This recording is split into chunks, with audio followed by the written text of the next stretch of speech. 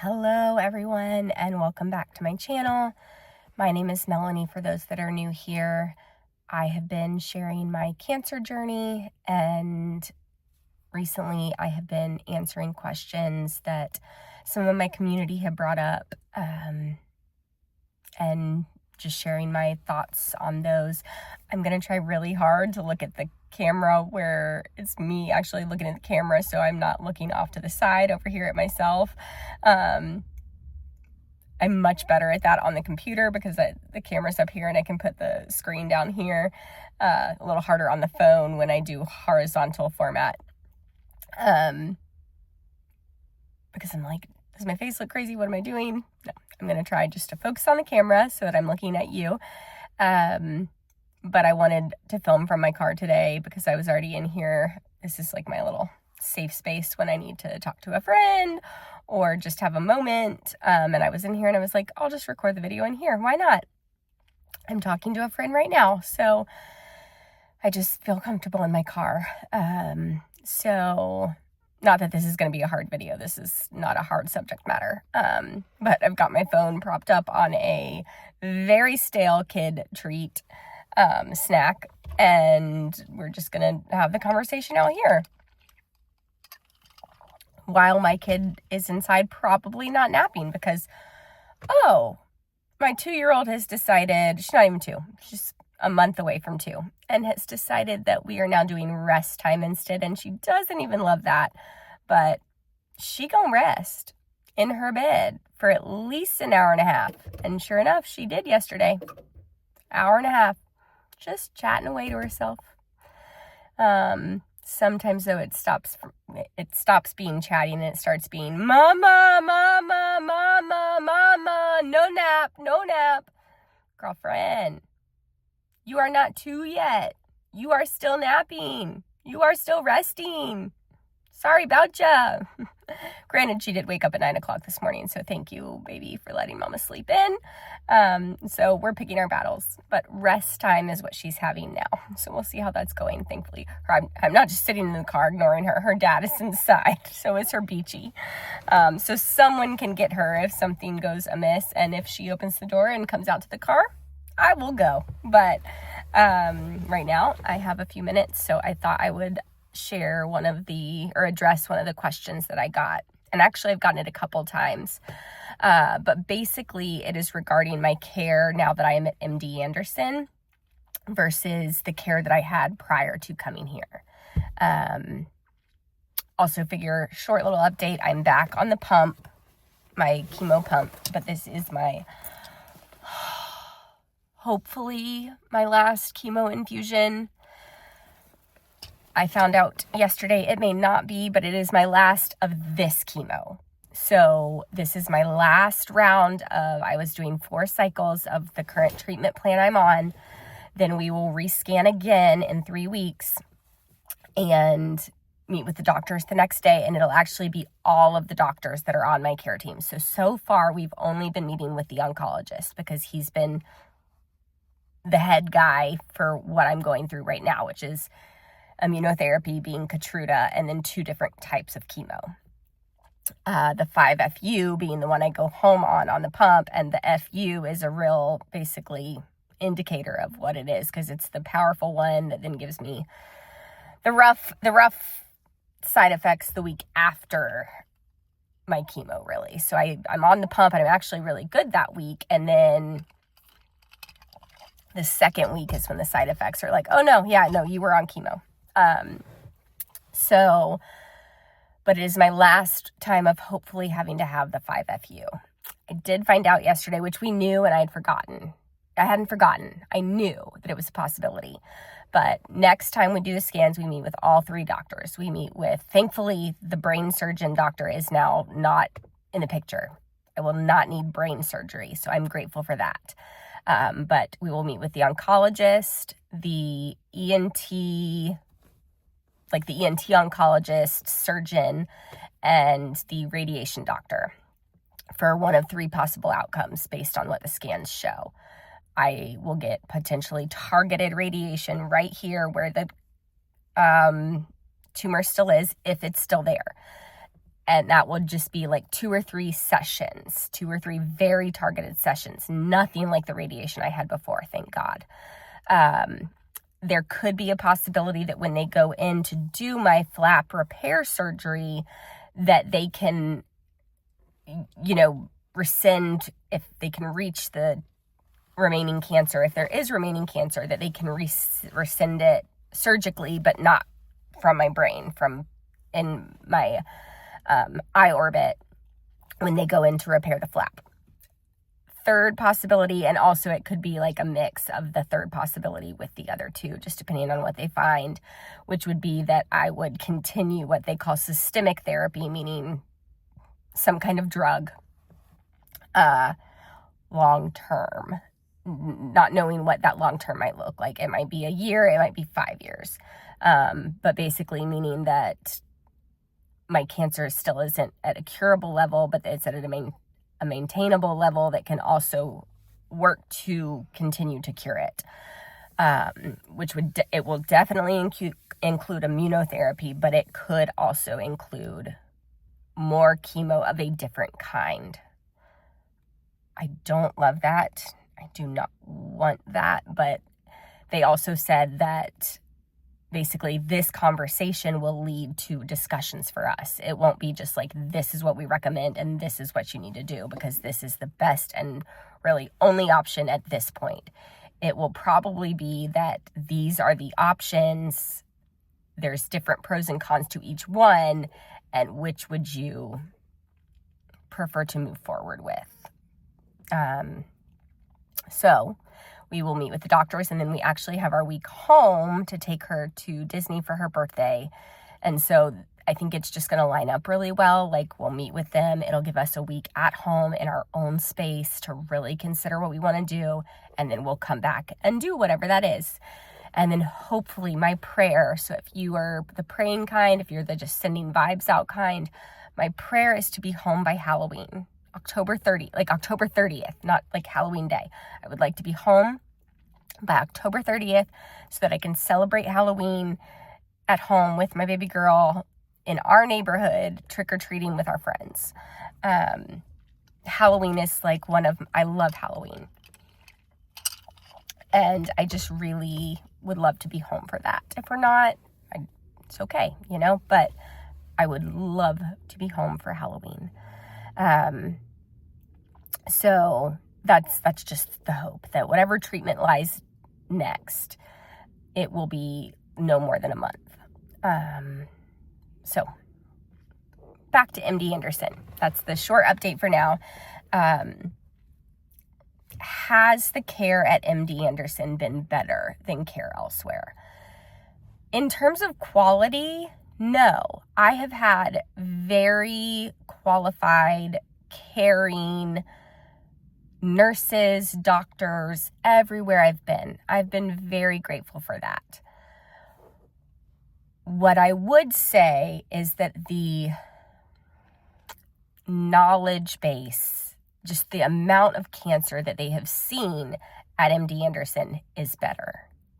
And that's just because of what it is. It is a cancer center, a large research cancer center. And so there has just been more positive potential curative treatment options here than we've heard anywhere else. And, you can't look back. I hate to say that. You can't look back and say, well, what if we'd come earlier? Because we really didn't have the potential to come earlier and didn't know we needed to or would end up needing to. But then when it was still there, when my cancer was still there, we actually went to Moffitt first because it's a larger, so I should back up a little bit. All of my cancer care started at Advent. Advent is a wonderful hospital. They know cancer well. They know common cancers very well. Rare cancers like mine, they see, but they don't see it often. So yes, whereas my surgeon, my team had treated me, they've treated maybe 2 people with a similar cancer to mine every year. So where they are treating 2 cancer patients a year with this type of cancer or a similar type of rare cancer to mine, MD Anderson sees maybe, not a year, sorry, not 2 a year, 2, like a month maybe 1 a month, but not a large scale number of patients with a rare cancer like mine. Whereas at MD Anderson, they have seen it all, they've treated it all numerous times, even rare cancers. And so you're just getting a different level of knowledge at MD Anderson. So after Advent, we were going to go to Moffitt because Moffitt is close to our home. It's in Tampa. We have family in Tampa. So that was our next just logical choice. They're a larger research hospital than Advent is, smaller than MD Anderson is, but they are still a cancer research, highly driven. They have clinical trials that Advent didn't have. So we went there first. Their recommendation was to do a different, like a still daily, months-long radiation, but a little bit different than the way I had it done before. They were going to do, it's called hypofractionated, basically 2 small doses of chemo once a day. So I would do 1 dose in the morning, smaller, 1 dose in the afternoon, smaller, to equal the equivalent of 1 full dose. But still every day, still very potentially high risk for my skin and the necrosis and things like that. But we were going to move forward with it. In the meantime, my dad spoke with an oncologist friend that he knows through Advent, not anywhere related to my type of cancer, but he said this. He told my dad, if you can get to MD Anderson, that is what you need to do. He said, not saying don't do the treatment at Moffitt, but go to MD Anderson, see what their options are so that if you need it for a next step, like if this at Moffitt doesn't do what it's supposed to do, you have a next step already in place. Those doctors there know you and you can immediately go there if needed. So we took a week. MD Anderson is, and that's part of it. We would not have been able to do that when we were had just given birth to our baby and needed to start treatment right away. We would not have been able to come to MD Anderson. It would not have been something feasible for us at that time because they require you to come out, give them at least a week of you being out here because they want to use their own testing, their own machines, their own lab. Everything at MD Anderson is in-house MD Anderson, everything. And so they want you to commit to being able to be out here for a week to get all of those appointments in and then meet with the doctors. And that's a lot. So we came out here with my husband and I, and the baby came, and my dad came with us to be with her while we were at the hospital. So we were out here for a week. We met with the doctors, we did the scans, we did the testing, and they had an option for us now that was a lot better for my body than doing more of the radiation that Moffitt was recommending. And so we then had a decision to make. Do we do this knowing it's going to be harder on my body, but it's at home? We'll be able to stay closer to home, and it'll only be, I think it was either 30 or 60 days, knowing we'd have a 30 or 60 day timeline. Whereas coming to MD Anderson means being far away from our family, far away from our home, potentially for months on end. And we have now been here 4 months.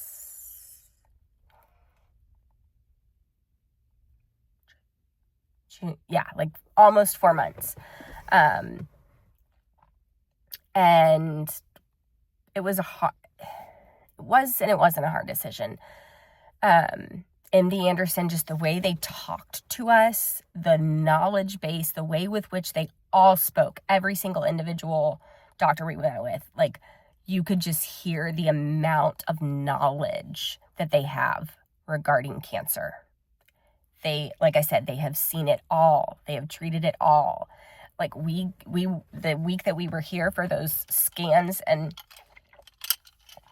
tests, I saw other people without an eye. I saw people without like a nose. They had a nose prosthetic like over their face. People with all kinds of what appeared to be very rare cancers. And they were here, and everyone we spoke to here, they were like, oh, you've come to the right place. Like, patients, you've come to the right place. When I was texting my nurse that I'm gotten close with at Advent, she was like, if you can get to MD Anderson, go. And so we just had a peace about coming here, and that peace has stayed with us throughout our journey here. They just have such a high level of research and knowledge going on, and that has been very uplifting, promising to us that we're headed towards a cure, or at least extended life, while also having extended quality of life. Now, the ease of coming out here, that's the hard part, right? We're living at a house that's not our own. I'm pretty sure our daughter thinks that she lives in Houston now, that this is her home, because, concept for a almost 2-year-old, she's loving it. She's good. She's like, every night at night when we go to bed, I take her, I say, where do you want to go on our dream date? It helps her like go to sleep thinking that she's going to see mama in her dreams, and we're going to go on a dream date. When we first got here, it was like we were going to go to Disney in our house. Yes, baby girl, let's go to Disney in our house on our dream dates. Now it's Houston slides. 1 slide, 2 slide, 3 slides. Started with 1 slide. Then she moved up to 2 slides. Now our dream dates are Houston slides. 1, 2, 3 slides. Okay. Like, if she's going on a walk, she's going to Houston. If she's taking her baby somewhere, she's taking her baby to Houston. And it's just funny to me because I'm like, we are leaving Houston as soon as we possibly can. I take that back. Houston is a hot place. It's a very hot place from someone coming from Florida. But it is also, there's great things to do here. We have found so many wonderful things. The zoo is incredible. The aquarium's incredible. The parks here are incredible if you weren't going to burn the skin off your behind going down them. I am sure Houston in the fall and the winter is glorious. Not in the summer. But we just have, I'm calling this our healing home. This is not our home. We are not city people. We are not big city people. Houston, a big old city. Big old city. Like, I'm from Orlando. I lived in Orlando. Houston's a big old city. Orlando, a small city compared to Houston. So, just that connotation, that's hard. It's hard being away from home. It's hard feeling like I'm making my parents uproot their lives because my mom is here to take care of her, so that Andrew can work while I go to the hospital, or Andrew can be with her, and mom can come with me to the hospital, and just the logistics of all that, and then having to figure out like rerouting all of our, thankfully we have amazing friends taking care of our house at home and getting our mail there, but we still need stuff here. So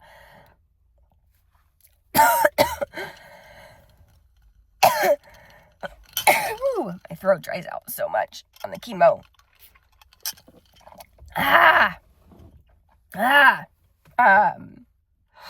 But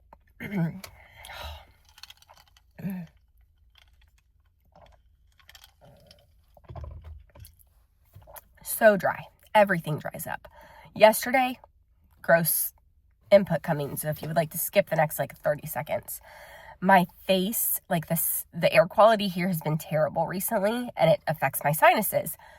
The amount of junk, it's just mucus and stuff, but pouring from my face yesterday, literally turn my head down, pours out of my eye, running down my face.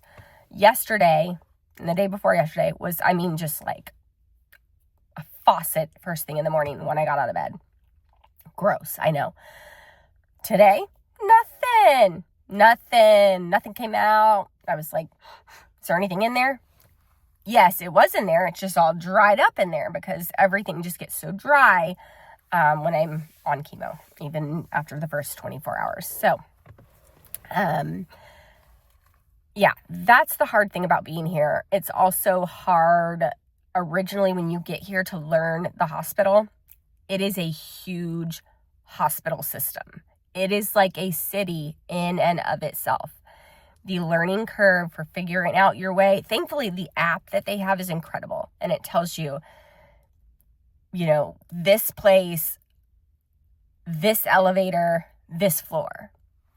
But when you get into the hospital, you got to follow those signs like you are following MapQuest, because it can be really hard to get lost in there at first. Especially if one of your treatments is in another building. So you park in this building, but then you have one appointment in this building and your next appointment is in this other building over here. You got to ride a tram to get from this building to this building. It can be a lot. And then you get to this building and you're like, okay, well, where do I go now? Which is my elevator? MD Anderson is a maze to learn, but I would say took us 2 weeks, and now I'm just like, oh, I know where we're going. Sometimes I'll get confused because I constantly go to the infusion floor, and then I constantly go to the dressing change floor, and sometimes I get those like reversed, and I'm like up on the 10th floor, and I'm like, oh, I'm in the wrong place, so I have to go back down to the 8th floor. But thankfully, they're the same elevator, so it's not like I have to like walk between, like down another like mile-long path. You also have to walk a lot. Like it is, when I tell you it is huge, it is huge. The whole medical, like, call it a medical town, I guess, here. Because even not just MD Anderson, but there's other hospitals within the same part of town, all grouped together. And literally just going into the medical town looks like going into basically Orlando. I would say the medical center here is the size of the city of Orlando. And that's just the medical center. And then there's the rest of downtown Houston, like a little bit off in the distance. But just the medical center itself is like its own city. There are so many hospitals, so many buildings. And MD Anderson itself is a conjunction of buildings, because you have the main building, you have what's called the Maze Clinic, and then you have the Children's Hospital, and they're all interconnected with sky bridges. And I don't know if the Children's Hospital is connected. I think it is, but I'm not 100% sure. But it's still like right behind the main building to the main hospital. But it's a city of itself. And so there is a large learning curve if you are going to come to MD Anderson. When would I recommend looking into MD Anderson? If you have just like I hate to say the word common, because I hate to think that cancer is common, and unfortunately is becoming more common. But if you have like a very run-of-the-mill, like very researched, very like lots of people have this kind of cancer, I think you are fine to get treated as close to home as possible, as long as you're like going to a reputable hospital. Like, please, like, find a hospital that knows cancer, not just like your small town hospital that doesn't know cancer. They would, I hope send you to the nearest cancer hospital in your area.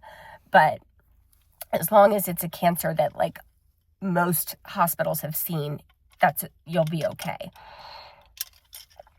I think if it's a rare cancer, if you get told the word rare, and you're told by your team that they see maybe 2 cases a month, or maybe 2 cases every 6 months, look for a different hospital. If you can, if you have the ability at that time, to look for a different hospital, knowing you may be far from home, do it. Whether it's MD Anderson, there are other ones like Dana-Farber, I think is a high research cancer hospital.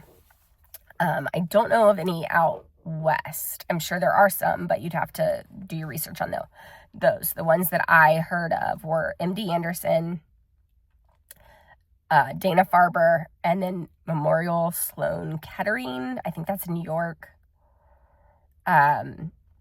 But everyone we talked to, like I said, my dad's oncologist friend said, get to MD Anderson. And so we did, and we learned why they say that. So if you are told you have a rare cancer and you have the ability to get to a high cancer research hospital, do that right away. I would say right away if you can. If I could have come right away, looking back, I wish I had. But we didn't, and I think our care up to this point was still wonderful, and they treated me, and they got rid of as much of the cancer as they could, and then it showed that my cancer was just not one that wanted to be easy. Because rare can still be easy. They can get rid of it, and it's gone, and it doesn't come back. Mine said, no, man, that's not going to work. So we came here. And I'm very, very grateful that we came here. And as much as I, like I said, hate being away from home, this is where we need to be. This is where we have the best option of a cure. This is where this is the place I feel like is going to give me the longevity of life that I want. And I want as long of a life as possible to be with my family, to see my baby girl grow. Like I keep saying 10 years, I want to be here for her 10th birthday, but I feel like I need to wish bigger than that too. And I think God hears that silent prayer. Even if I'm praying for 10, he knows that I want 20 and 30 and 40. I probably won't make it past her 40th far because I'm 40 myself. So watch me live to like 96, one-eyed and all. Which would be great. And then I'd be here until she's 50. But, right? Am I doing the math right? Like I said, if you've heard me before, I suck at math. So, but my car's turning on. Interesting. Okay. This is where we needed to be. MD Anderson knows their ish. Like, I think that's probably how I'll leave this video. MD Anderson knows their ish.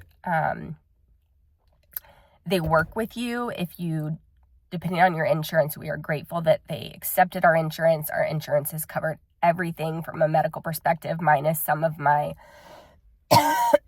prescriptions. They didn't cover like 2 of my prescriptions because they weren't considered medically necessary. But thankfully, our insurance has covered everything. But they have social workers here. They have help with that. You know, you can give them, I don't know how that would work, but they have financial assistance available. There's a Ronald McDonald House here for those needing. There's also another place that offers free lodging. They're hard to get into, but they're available. And, you know, if you can get here and they have a good curative plan for you, if you need to start a GoFundMe, I know that that's all very daunting because even when I made a wish list, I was like cringing. It is so hard. I know it is so hard when you get in a situation like this to ask for help and to feel like you need the help. But if you need the help, including the financial help, you have people who want to help you, even if your village isn't large. And I've heard from people who have said, well, what if you don't have a village like you do? Like, what if you don't have... There are people in your life, even people that may not know you, but know someone who knows you, that want to help. And you just have to be open to letting them. And that's so hard. So hard. It was so hard for me. It's still very hard for me. But people want to help. And it's expensive. Cancer is expensive. That's a video I'm going to do another time because people have asked me about that. Cancer is expensive even if insurance covers everything. The cost of cancer is high, and in multiple ways, the cost of cancer is high. But even from a financial perspective, when insurance covers everything, there's still so many out-of-pocket expenses. And if you need to ask for help for that, please do. Please do.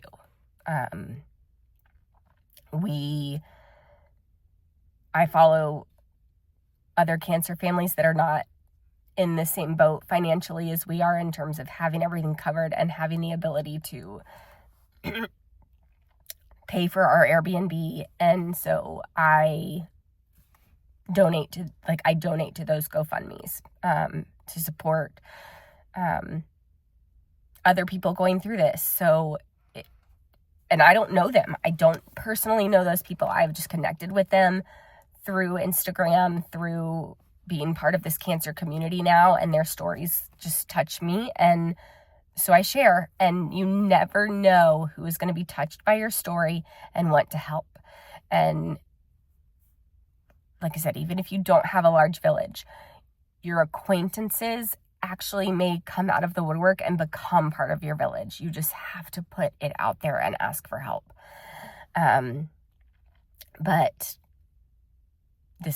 I've gotten off on a tangent that is to be saved for another day. But MD Anderson has been wonderful. It's given us peace. It's still really hard. We're still struggling with being here and with some of the anger that we're still in this situation. And it's not just the cure we wanted. But we're hopeful that this is leading to that. And we're grateful to be at MD Anderson. And I'm going to end it with what I said I was going to end it with. MD Anderson knows their ish. They just seem to really know it. So that's my thought on MD Anderson. If you have any questions about our stay here, what it's looked like that I haven't answered, that I maybe forgot in talking, feel free to ask, and I will do my best to answer those questions. But MD Anderson knows their ish. Bye, guys.